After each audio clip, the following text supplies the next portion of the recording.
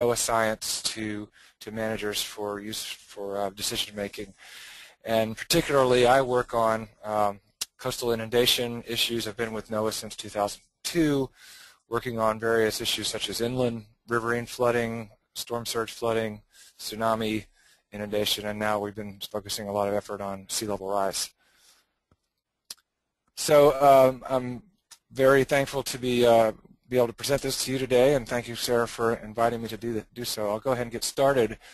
I'll be talking to you about mapping and visualizing sea level rise and coastal flooding impacts, and what I'd like to do first is give you a little background on sea level rise itself and some projections that are out there, and we get a lot of questions about what projections to use and what's the most recent literature on this. So I want to summarize a little bit of that, get into a little bit of what is required to do mapping of sea level rise and some of the important components of doing mapping for any coastal flooding, but also for sea level rise. And then I'd like to get into the tool and actually do a demo of our sea level rise impacts viewer. So that should take us through the whole presentation and then leave time for questions.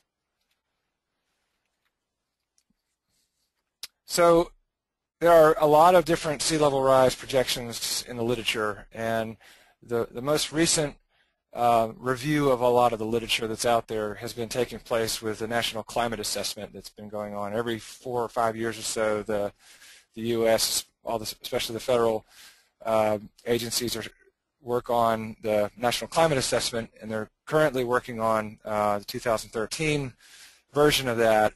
And part of it was to sift through a lot of the papers out there on the various climate change scenarios, some that include melting sea ice, some that do not. And there was a group of folks, interagency, including Corps of